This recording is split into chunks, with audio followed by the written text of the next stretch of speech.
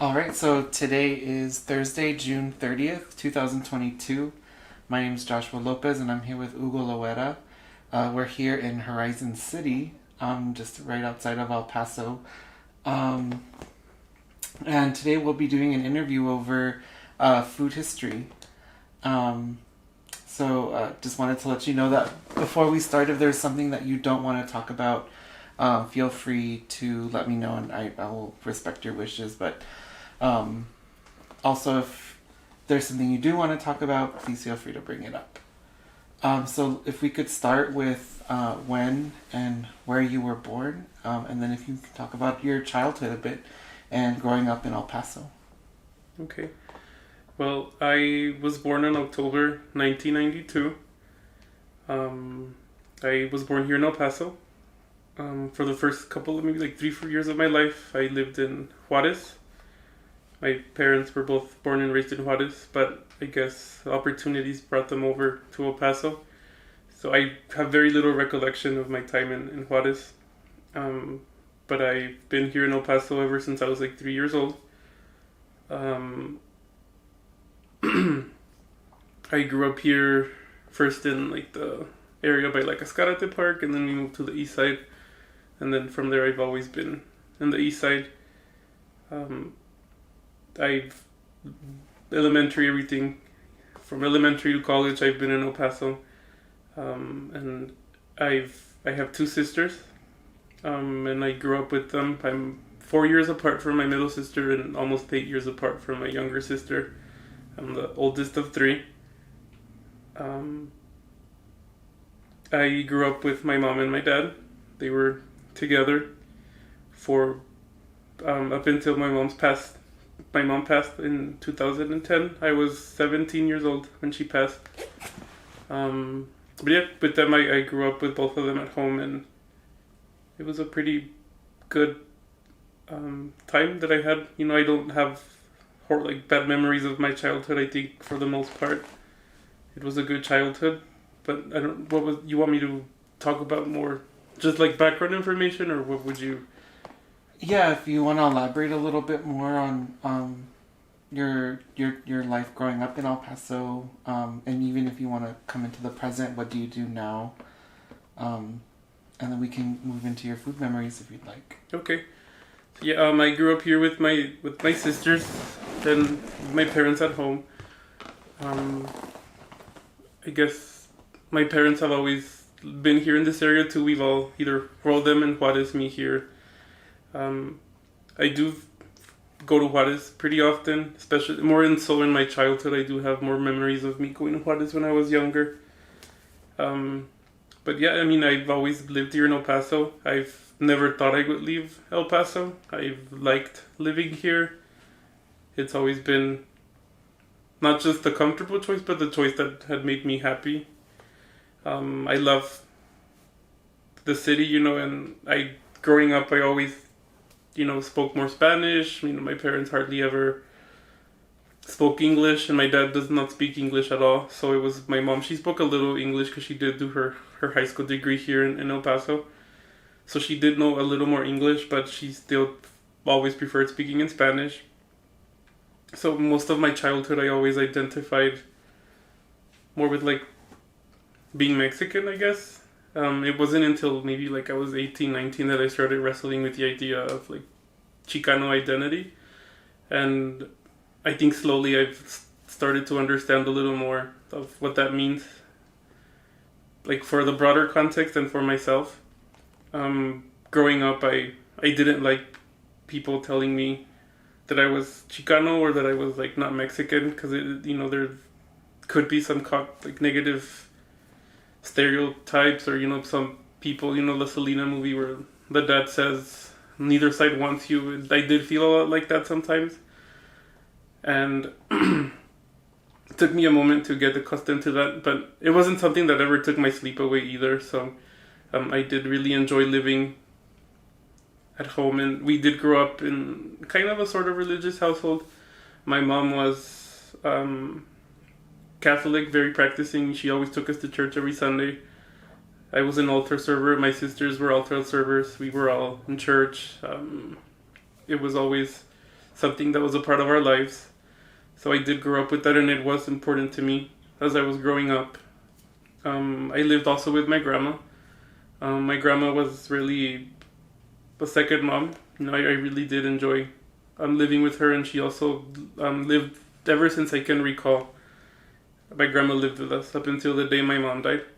My mom and my dad and my grandma's, and she was my mom's mom.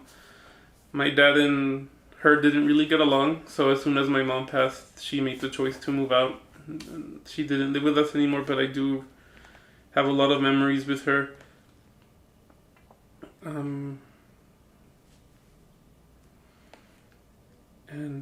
right now, I met my partner about 5 years ago, and we moved over to the Dallas area. We live in Denton, and that was the first time that I had it actually materialized that I would leave El Paso. Like I said earlier, I never thought I would leave. I was happy living here. I did have the opportunity to leave for college, but it was right around my senior year was the year my mom died. So even though I did get an offer to go to UT Austin, I didn't take it because I wanted to stay behind with my sisters and, try to be closer to my family with what had just happened. So I thought if I didn't leave for college, I probably won't ever leave. But, life takes you sometimes by surprise. And we did end up leaving, me and my partner, to the Dallas area. And we've been there. Well, I've been there for about 2 years. He left a year before I did. But I've been there for about 2 years. It's gonna go on 2 years, and I've trying to find myself over there because it is hard for me in a lot of different ways. Not having a lot of friends, not having much family. We do live with my sister there, but we still miss home, still miss the restaurants that we go here. The day-to-day things of having a cookout with your friends or family. Just hanging out, things like that. But yeah, I think very fun to call myself an El Pasoan. I really do love the city. I love being able to say that I'm from the city, and I do feel close to the city. And I think, as an intro, that's all I can think of. So what are some of your earliest food memories? My earliest food memories. My gosh, that's a good question. I think in specific, like the first thing that I ate, I can't remember that. I guess it's early. I want to say one of the first things I do remember is when I was maybe like 8 or 9. And that's just vivid. I'm sure if I can't think of anything earlier than that. The first time I tried hot Cheetos, I was with my neighbor. We had just moved into a new house here in the east side. And I had become friends with the little girl next door. And she had lived in El Paso. I guess all her parents were El Pasoans. And, we had lived here maybe like 2-3 years in El Paso. So we still have more connection to Juarez. So I had never really had American chips before. My mom had always bought more like Mexican chips, or maybe if we bought American Doritos. So I had never had hot Cheetos in my life. And she, I guess, had hot Cheetos all her life. So we were at her house once, and her mom, brought out chips, and I had hot Cheetos for the first time, and that, I think, was amazing. It was just the best thing. I do remember, the way my body felt when I had that hot Cheeto. It was delicious, and ever since, the addiction started with the hot Cheetos. And, a love for chile, because I love spicy food. And I think that's, the first time that I remember eating something, spicy. And the first time that I remember eating, American chips. And it was really, really something that I cherish, because nothing ever tastes the same as the first time you eat it. And I really do have, a strong memory of me eating that bag of hot Cheetos that my neighbor's mom gave me. But I think as far as specific memory, I think that that's like the most vivid thing I have in my mind. But yes, I grew up all my life ever since I can remember too. That for Christmas, my mom's grandma, my dad's mom, sorry, used to always have like think Christmas in her house. She lived here in the area too in Juarez, and we would have what she called it pierna, and it was just like pork leg, and she would use like an adobo sauce that she would make from scratch. And ever since, I can't remember not having Christmas with that dish. I can't remember how old I was.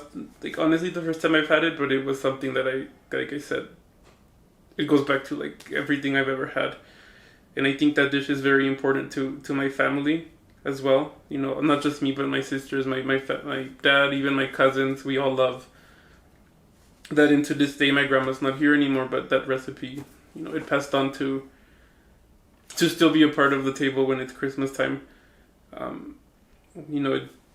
Sometimes it doesn't taste the same as when my grandma made it, but it's still something very much important to us. And I think those two things are like the earliest things I can think of that really do connect to my childhood. But yeah. In conversations we've had, you've mentioned kind of going back to the chips that you were kind of someone who was known for selling chips, and I was wondering if you could tell that story. Yeah, so in high school, my classmates, I really didn't know them, but I remember there was this one specific person that they would call Sabritas, which is like the Mexican Lay's company, and he would go to Juarez and he would bring chips over and he would sell them in high school. And I never thought of anything of it. I went to high school. We all go for 4 years, and maybe my first year and a half of high school, it didn't cross my mind until I wanted to have a little more money.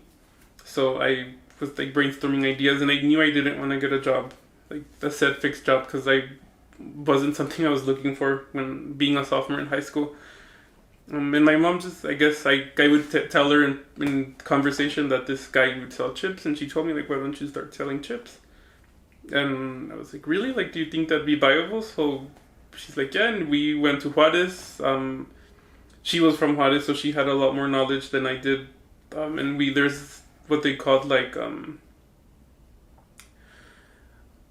dispensary, I guess. I forgot the word for it specifically, but you just go and they sell bulk for you. Like, and we bought boxes, like literally hundreds of chips. We brought them over and we had them in our house. And I would take maybe like 50, 60 bags a day with me to school. And I had them I had a big tennis. I was in tennis. Not really a good player, but I was in the tennis team. And I would fill up my tennis bag with chips and I would take them to school. And we sold candy too. Well, I sold candy too. And it started like catching on. People started really wanting them. And the guy that used to sell them before actually had gotten caught at that point in time, because it was something the schools didn't let you do. So there was no competition really, and I just started blowing up. And my mom, we started going, from like 2-3 boxes a week to bringing 8-9 boxes a week, and it started growing and growing. And I was making pretty, like, not like to be like thinking you're like making hundreds and hundreds of dollars a week, but I did, I was able to save up to buy myself a computer, and it did feel nice because I was always a shy kid in high school, never really talkative, but selling chips really opened up like me to talk to more people, and people would start knowing me and they learned my name, and it did give me a little more confidence, I guess, to like talk to more people. And it felt nice to like have something that people wanted, because everybody wants to be snacking in class. And I became friends with some of my teachers. Or not friends, but like we got like we developed more of like a relationship, because they would let me sell chips in their house, in their class, because you can't do it in class. So they would tell me you can do it, it's okay. One teacher even lent me her closet, and like I had boxes of chips inside the closet, and we became really close. And she asked me if I could help her fundraise for her club that she was the organizer for, and like I started bringing chips for her to sell for her club too. And she would let me, in return for that, like she could tell me, you can keep some chips here. But yeah, it lasted maybe like a year and a half, and then I got caught as well as the other kids, so I had to stop because they did tell me like if we catch you again, we're gonna write you up.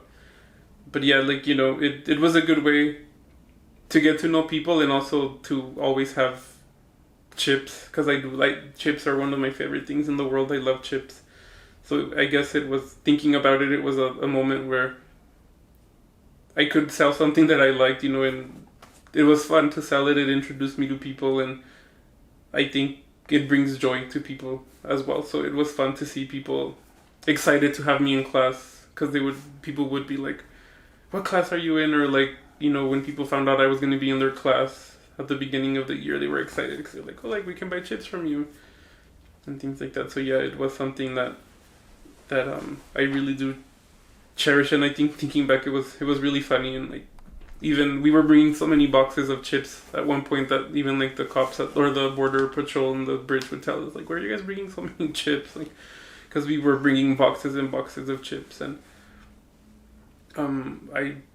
it was just funny. Even some people that I would do projects from class would come to my house sometimes to work on homework, and we had like a closet in the garage that was just full of chips, and they would see it and they're like, "This is amazing," because it was really like we had like a bodega, like the boxes were open and you could just there was like 50 chips per box, so you would just grab them and like more would fall, and like it was just cool to see. And I had one particular friend that loved coming to my house because I would give them free chips when they would come over.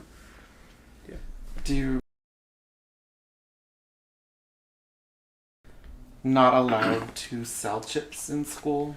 I guess just school politics, like I don't know if it had anything to do with not wanting kids, because at that point in time was also when they were not letting kids eat chips at school. They had just taken out the vending machines. So it was hard to get a hold of chips in school. And also I think competing with the school, because the school did sell snacks, and there were certain clubs that had fundraisers during lunch, and they would sell like more healthier options, and they would, I guess, not want you to compete with that. And I don't know if maybe even just for not wanting to have that distraction in class, if it was something. Honestly, I don't know, but I do know that they were really strict, and especially like near the gym, where it tended to happen that a lot more people would be selling things, not just myself, because there was other people that tried, mainly candy and things like that, and there would be a lot more monitors walking through that hallway just trying to catch all of that activity. How would you describe your relationship to food early on, and then how did that change throughout your life? Well, when I was little, I was a very thin child. I never struggled with my weight up until maybe I was like 7, which was around the time that my mom was diagnosed with cancer. And I think, thinking back, I do think that, not really understanding, I did start relying more on snacking to kind of not feel the pressure of the things that were happening in my household. Because with my mom being sick, things started getting a little more difficult. My parents went down from 2 salaries to 1, so there was more tension. And on top of her being sick, the money problems were causing fights, things like that. And I do remember a lot of that. So I do think at that point in time was when I started eating more, and I started gaining a lot of weight. And I never really thought much of my weight from like 8 to maybe 13 years old. I was just eating, and I didn't gain a lot of weight. But as you start getting older, people start getting meaner, and if you don't look a certain way, kids tease you. So I did start getting teased for my weight. And that's when I started becoming a little more conscious of the fact that I was overweight. But it didn't stop me from being overweight. I did try a couple times to lose weight, but I never really was successful at that. I stayed pretty heavy ever since like 8 years old, up until maybe when I was 20. I was going to UTEP, so you've been to UTEP. It could be a long walk from one place to the other, and I've always been a person that didn't, up until that point, I didn't move much. It was just like from home to my car to school, and high schools are pretty small, so it's not a lot of walking, and then back to my car, back home.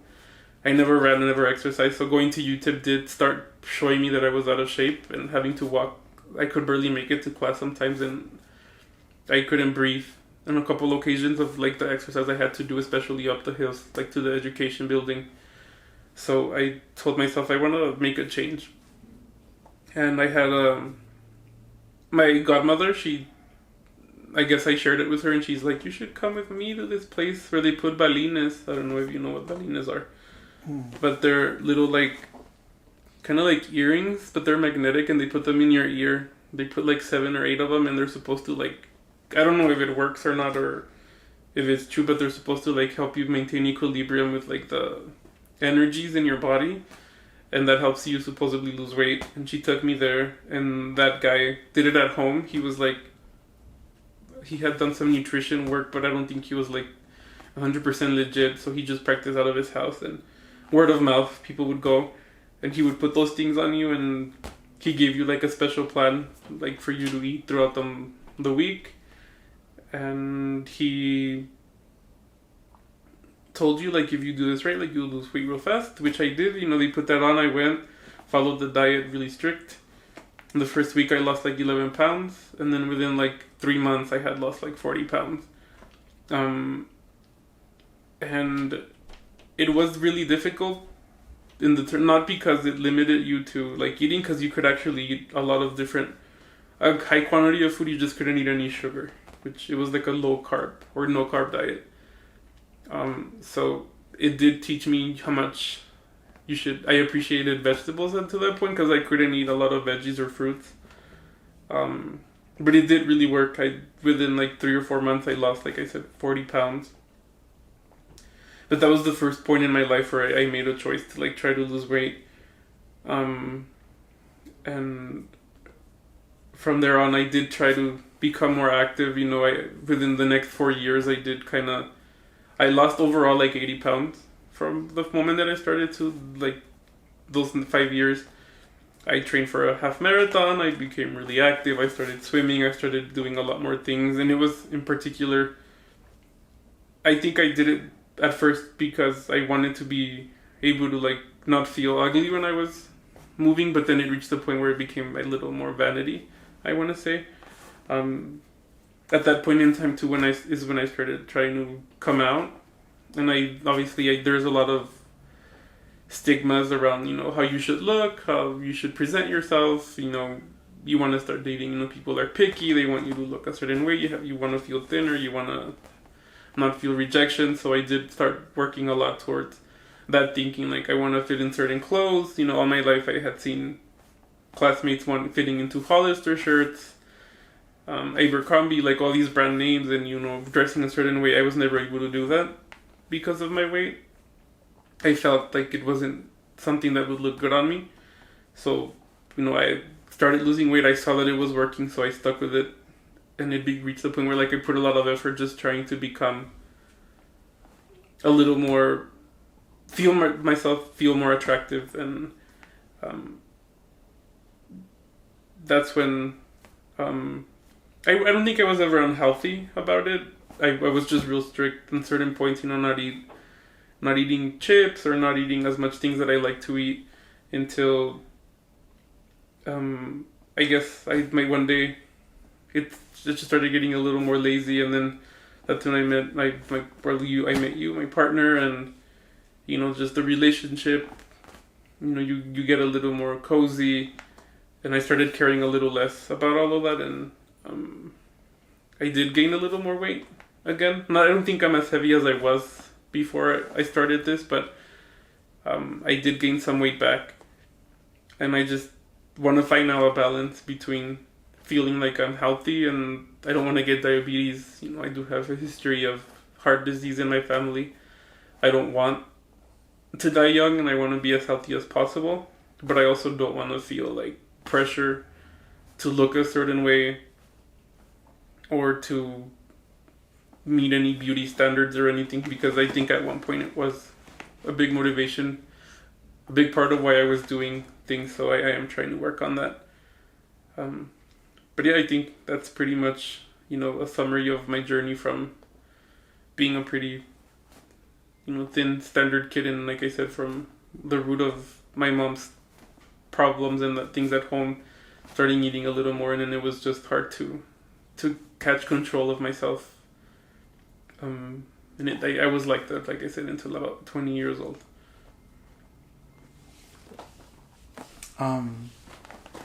You'd mentioned the pierna, the family recipe, and I was wondering if there are any family recipes that you have tried to recreate on your own, and if to this day you still cook them. Yeah. Well, yes, there actually is. Growing up, my mom was always a fan of chiles rellenos. She would always eat chiles rellenos. Whenever she had the opportunity, she would eat a chile relleno.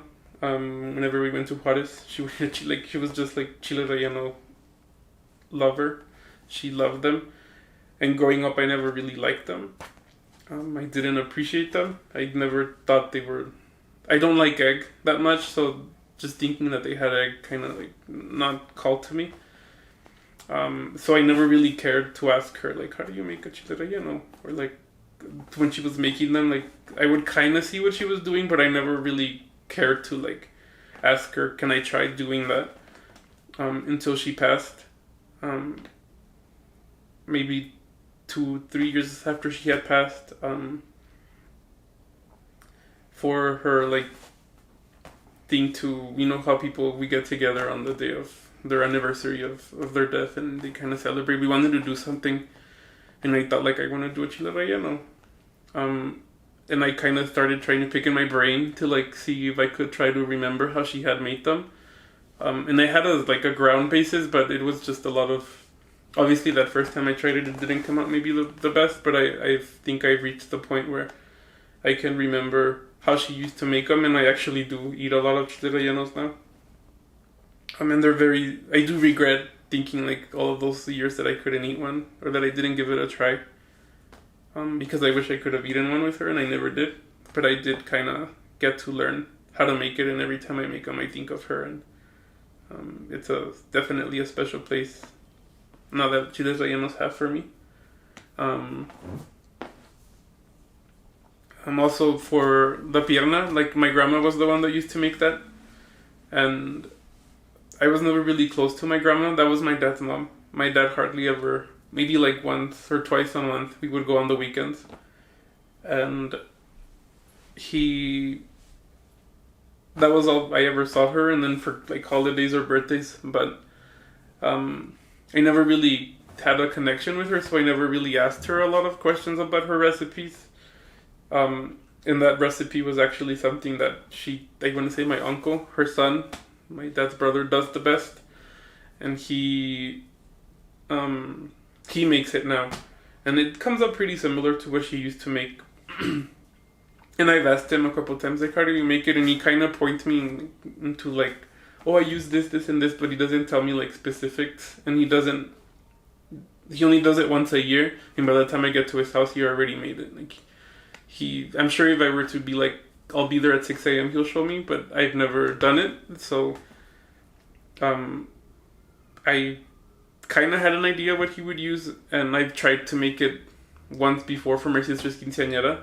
Me and my aunt tried it, but it didn't come out. It was kind of gross. So this past, maybe 6 or 7 months ago, I tried making it at home, and it actually came out really good. It was just trying to think of different ways to try to see if I could get it as close as possible to what my grandma used to make. And I think I did, just hearing other people say, it has vinegar, and I would always use just white distilled vinegar, and it had a really strong vinegary taste. And then I saw another recipe online that was we make al pastor with apple cider. And I was like, maybe that's the vinegar my grandma used to use. And I tried making it with that, and I think it is, because it had more of a taste to what she used to make. So I do think pierna too. I feel pretty confident that I can make, maybe not exactly what she used to make, but that's something very close to what she used to make. And just trial and error too. Mm-hmm. Do you enjoy cooking? I do. A lot of things. I've always been very curious in the kitchen. and except for the chiles rellenos, and like I said, it was mainly because of the egg. I would ask my mom, like, can I watch you or can I see what you're doing? And she did teach me a lot of the things I know of how to cook. She was the start to like me wanting to cook at home. I do like to cook and I enjoy cooking. And you know, I do cook a lot when I'm at home. Excuse me. And it was her, you know, it really was her. And I've really learned to cook things the same way, you know, when she passed. It's happened to me a couple of times that, you know, family members and things come over and I'm cooking and I cooked a meal for us. And they're like, you know, like, it's like your mom never died. This tastes just like it used to taste when she made it. And it feels really nice to hear that, you know, it makes me feel like I'm kind of keeping a little part of her alive. I think it made it easier too for my sisters and my dad, because after she passed, I started cooking a lot more at home. And, you know, I've heard from other people, like, when parents get divorced or things like that, like, or even, like, I've heard from even, like, your mom, that she says your dad was used to, like, his mom's food, and it was a hard, like, struggle for her to adjust to, like, for your dad to adjust to, like, what she used to cook, as the ways of cooking are different, you know. I don't think we ever went through that, because I made the same dishes that my mom was making when she was alive. I was making them, and it tasted the same. So I think it kind of transitioned, you know, her not being here physically a little easier, because, you know, you close your eyes, you don't know she died. You tried that dish, it was like she was making it. Okay. Yeah. But yeah, no, it was really her, you know, her inspiration for me to want to learn to cook and keep that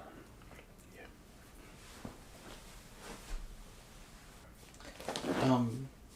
So you mentioned that you love El Paso and you love being here in Juarez. I was wondering, how have you noticed the food scene here in El Paso and even in Juarez? If you want to talk about that, have you seen them change? Well, you know, it was hard this past time that we came to, well, now that we're here visiting for the month, from the Dallas area, like I said. And, you know, when you live here, you don't really notice things come changing because you're here every day.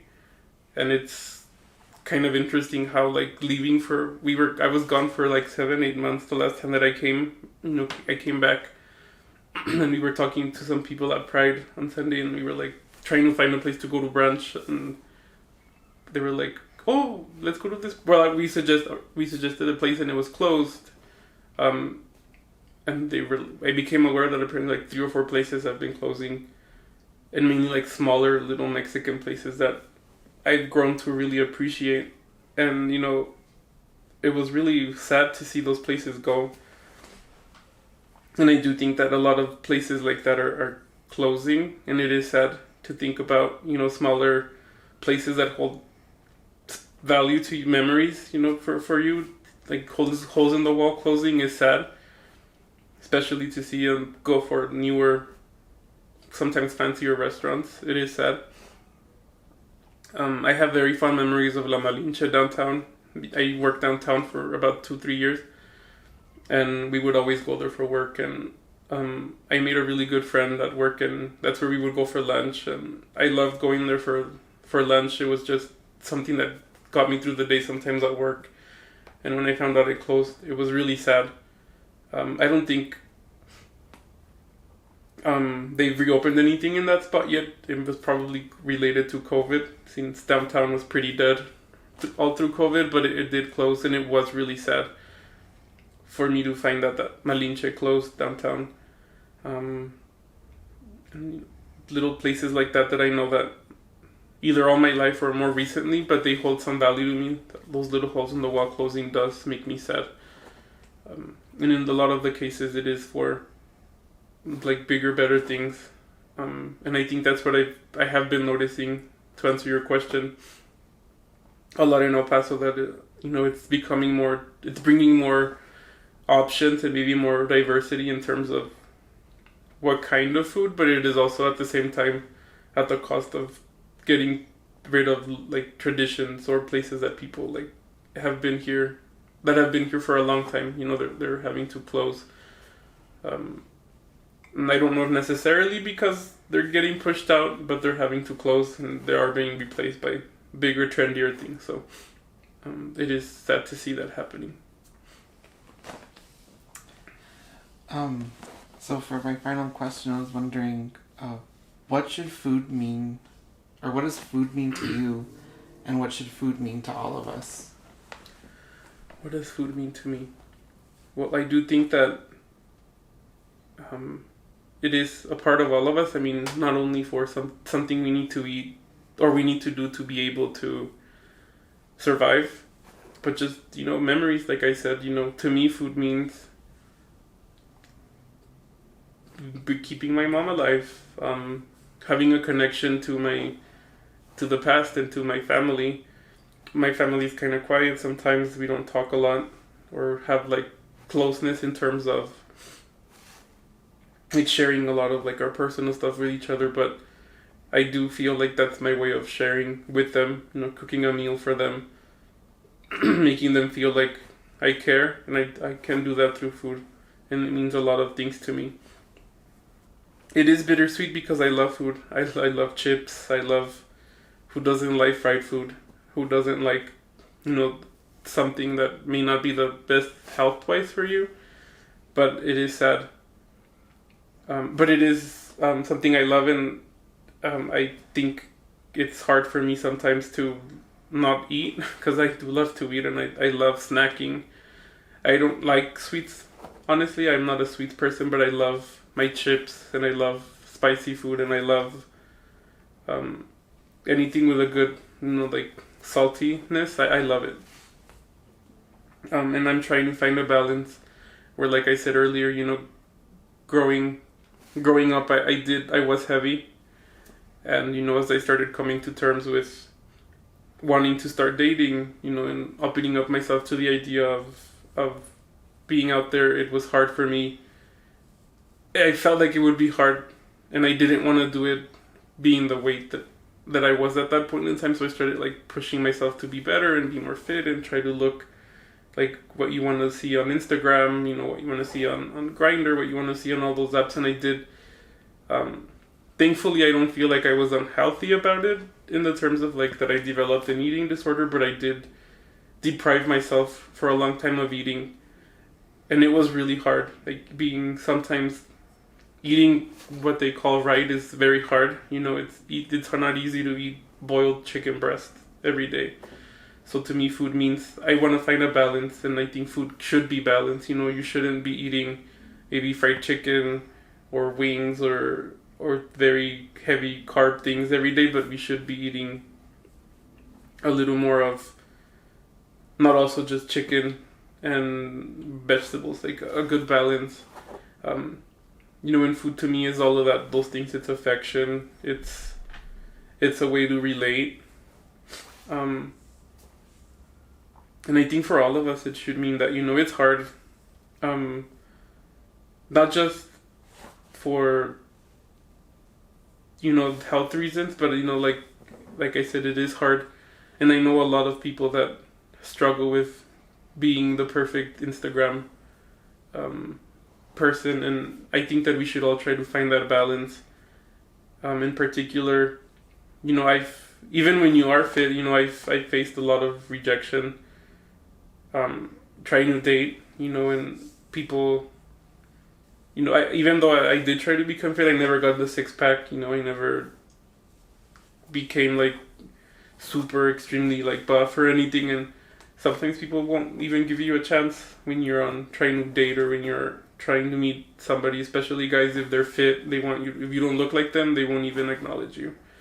And I think it took me a long time not to care about that.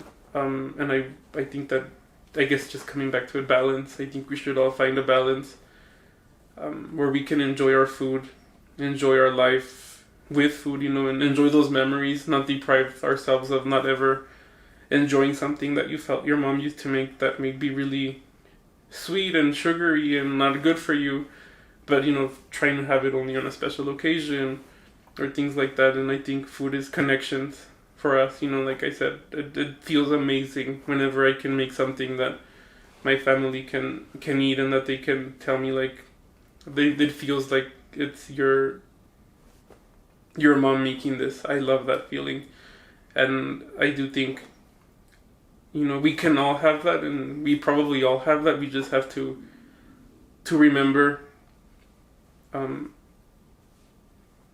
not let everyday things get in the way of cooking of keeping those memories alive, and preserving our food for within what our traditions, and like I said, just back to that balance, where we can meet halfway of everything you hear and kind of make what works for you, where you can be happy with your balance. Is there anything that I didn't ask you that you'd like to talk about before we close? No, I don't think so. I think that was it. All right. Well, thank you. Thank you.